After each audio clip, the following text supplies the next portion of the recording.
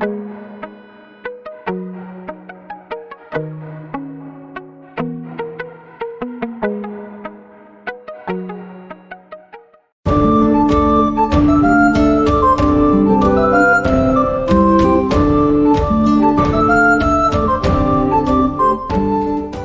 everyone, welcome back to my class, and I'm Nilanjana.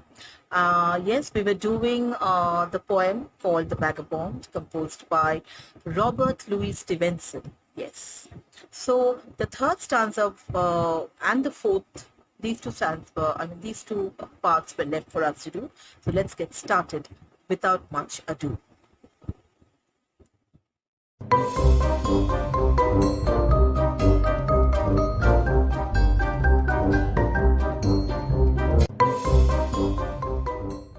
So, stanza 3. Or let autumn fall on me, where afield I linger, silencing the bird on tree, biting the blue finger. White as meal the frosty field, warm the fireside heaven. Not to autumn will I yield, not to winter even. So let's start. Or let autumn fall on me, where afield I linger. So the first two lines of the third stanza. Or let, meaning I will not be stopped by, yes, in the previous stanza he had already said that I will not be stopped by challenges in life. Now he tells us, or let autumn fall on me. Let any kind of blow come on me. Let autumn fall on me. Now, why autumn? Now, you see, autumn and winter. Well, if we keep in mind the the Western seasonal cycle or pattern, then we will find that autumn and winter, these two are, are quite, these two are quite seasons of seasons of difficulties, for them. Yes, because once autumn starts, cold or dry winds or cold, bitter winds start to blow, and this we all know that in autumn, the trees keep losing their leaves, and the trees look barren, and they look quite naked, the trees. And there are no bloom, there are no blossoms of flowers, and in autumn, yes, it looks quite vacant, right? And a frost can be seen, and sometimes snowfall. Sometimes snowfall. Well, as winter approaches, sometimes we can also see snowfall. So, or let autumn fall on me, where afield I linger. A field means in the field, or say in the middle of the field, I linger. So while traveling down the field, while walking down the field, I might just wait and watch. I might just linger. Linger meaning I might just stop for a while and take some rest, or I might just stop and just go slow and be prepared for this difficult season of autumn, and get ready for the even more difficult winter. So I might just go slow, but that doesn't mean that I'm going to stop. I might just linger. I might just slow down. I might just pause a bit, stop for a while, and take some rest,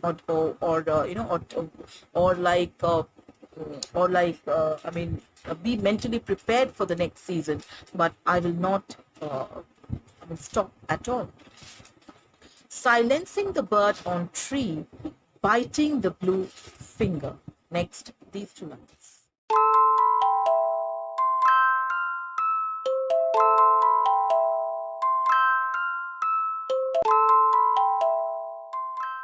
Silencing the bird on tree, biting the blue finger. So, silencing the bird. Who silences the bird? Or why does the bird, stop chirping or booming or singing on the tree? Well, the autumn winds, the cold winds of autumn.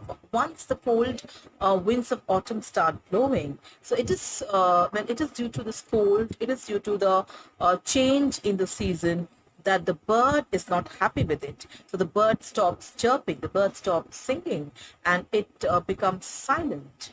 So silencing the bird on tree. Who silences the bird on tree? The cold winds of autumn silence the bird on tree. Silencing meaning the birds become quiet, they stop chirping, they stop singing. Biting the blue finger. Why does the finger become blue? So the blue finger actually stands for the finger that becomes numb. Numb due to due to the biting cold wind. So or you can call it a frostbite. So the finger becomes numb, it has lost its senses for a while because of the cold wind or because of the icy cold water. That is not clear, but because of the wind, the cold wind or water, whatever. So he bites the finger. Now you have to bite your finger, or you have to pierce something to it, so that it can be brought back to your normal senses. So he tries to bring back the blue finger or the numb finger to senses. So you see, this shows, or he's actually trying to tell us that even if I feel even if I suffer from bitter chilly wind or the cold outside, as he's spending his majority of time he's spending outdoors. So even if my finger becomes cold and numb due to the icy cold chilly wind that is blowing, I will not stop, I will not surrender. That's what he's trying to tell us. Next, the two lines. White as meal the frosty field, warm the fireside heaven.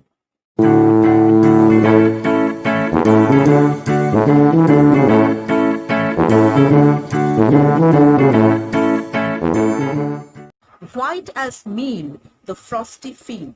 Well, now the field has become frosty. The field is covered with frost, drops of ice and all. So white as meal, meaning, you see here, meal stands for the food which comprises of a cereal, cereal, cereal, like it can be rice or wheat or flour, wheat flour. So yes, we all know that when cereals are like crushed to powder, fine powder, to prepare the different kinds of food and all that, food items for lunch, dinner, or for breakfast, whatever it is, you have your cereals. So these cereals are actually whitish in color, right? If it is wheat or maybe rice or wheat flour or flour, it's generally white in color. So white as meal, here you have a simile. So white as meal, meaning the comparison in color. So here actually white stands for the color of frost or drops of ice or snow. So white as meal, the frosty field. The field is full of frost and it looks white in color. The green field now looks whitish in color, white in color because of the frost. But still, even if the field becomes frosty as white snow, even if the field looks looks white in color and it has lost its green color, even then, he will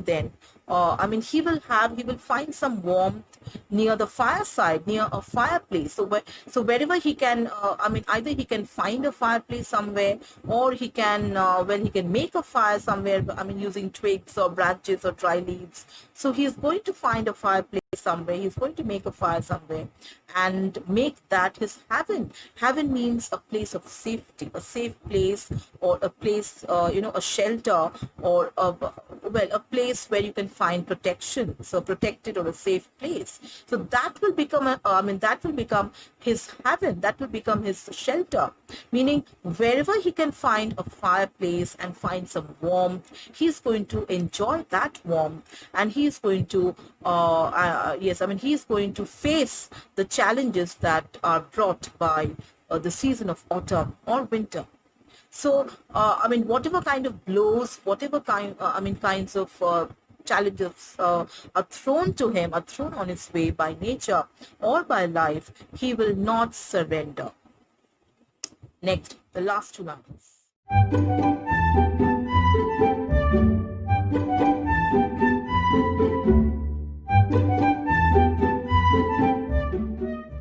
Not to autumn will I yield, not to winter even. So he clearly tells us, the readers, that he will never surrender, neither to autumn nor to winter. So I mean, yes, it's very clear that he has an indomitable spirit. His spirit is something that cannot be crushed down at all. So here you have a vagabond whose heart is made of steel. Yes, his spirit is made of iron. So nothing can stop him at all. Not the challenges of life, and I mean, nor the hardships or troubles brought by the seasons. Nothing can stop him at all. He is going to find his way. He is going to find his shelter or the protected place on heaven.